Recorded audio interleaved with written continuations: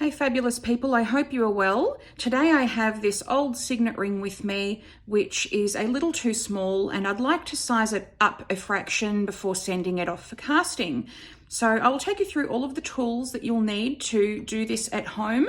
In the background I've got a soldering unit which basically has a tip on a pen with an adjustable temperature control dial at the front. So what I will do is I have this mandrel and I'm just going to check the size of the ring. So it's running at around a size O and I want to take it up to a size R. So what I will be doing is I have an X-Acto knife here. It's an extremely sharp craft knife. You'll be able to pick that up on eBay or at most jewelry supply stores.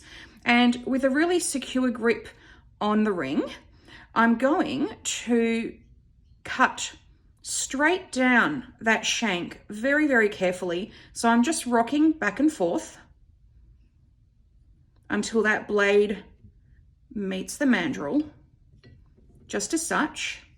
You do have to be very careful with how far you size the ring up, because sometimes if you take it a little bit too high or too far or high up the mandrel, it will snap. Now this comes with experience. Now because this mandrel is stepped, you may have to slightly open the shank a little bit to slide the ring up. So I'm just going to make my way to a size R. Okay, and you'll see that there's a lovely big gap that we now have to fill. So what I do have in the background is a piece of scrap wax, just an offcut from an old ring. And I've got my soldering unit set to 350 degrees Celsius in the background. And all I'm going to be doing is I'm going to be dipping into this scrap wax. I'm going to pick up a little bit of wax. It'll be a decent enough amount to get the job started. And holding the ring, keeping it in place, I'm just dropping that wax into that pocket. And at the same time, I am getting the soldering unit tip into the sides of that shank as well. Now it's really important to not take your hand off the ring while the wax is still hot. So just cool it down a little bit. Okay, and now the whole idea is to go ahead and fill that gap. So I will just show you how I do that. It doesn't have to be really tidy at this point because we will be tidying it up. You're always better off to have more wax than not enough in this pocket. We'll then be able to file it later because it is a hard wax and it's very easy to file once it has cooled down. So I'm just filling those crevices with wax, and you'll see I'm creating a little bit of an outwards blip on both sides here, and that just prevents the model from distorting at the rear. So I'm heaping on a little bit around the back as well, and you'll want to make sure that you're adding enough height to that shank to match the rest of the shank thickness. Now, once that cools down, which it almost has, you can go back to your X-Acto knife and just slice that excess wax off. It doesn't have to be perfect because you can file it down a little bit in metal as well. So that's the resizing done, but we aren't finished yet. I'm just going to move the mandrel away.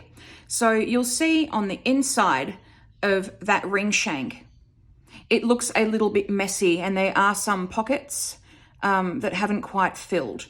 So what I do in the next step is I take the temperature down to about 150 degrees Celsius on my soldering unit, and I pick up a little bit of this Freeman Company wax wire.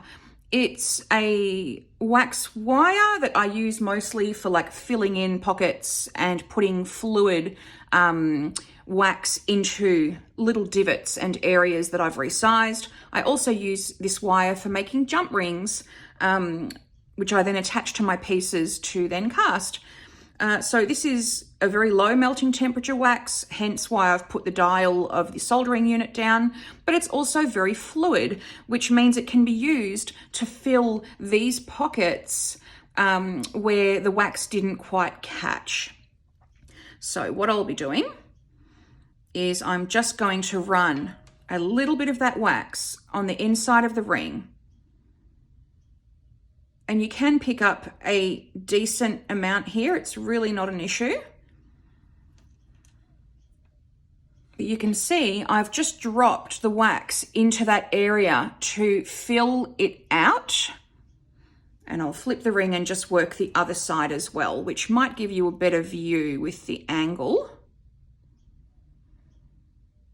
So I'm adding a bit excessively with this wax, but it just is a bit easier to demonstrate on camera. So you can see it's very fluid, and once I touch down, that wax just disperses so beautifully. And I'm just making sure that all of those pockets are filled, which they certainly are. And what you'll do is, lastly, you'll just check that there's no divots in that shank. I can see a little divot here, which I might quickly fill in as well with this wax wire.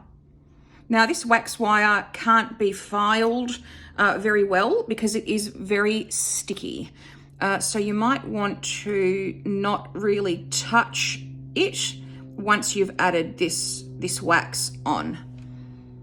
But what you can do is tidy up the back that was applied with hard wax.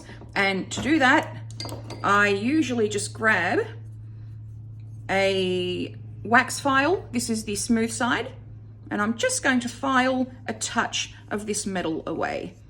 Now, it does look a bit rough and messy, but you'll have the opportunity to tidy this all up once it comes back to you in metal. If you're working in less expensive metals like silver or brass or bronze, it's not such a huge issue if you leave all of that mess. But if you are working with something dear like solid gold, you'll want to tidy up as much as you can, because all of these modifications add to the wax weight of your model.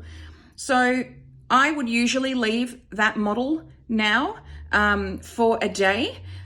Reason being is sometimes when you change the shape of the shank by sizing it, it can actually snap in weaker areas or areas that have been overstretched. So I will leave that and assess it in the morning. And if it hasn't been compromised, I will send it off for casting. If it has been compromised, it probably means that you've stretched your ring size too far. I can touch on that another day in another video. But there you have it. I hope you enjoyed that. Let me know if you have any questions. I'm always happy to assist. Thank you for being here.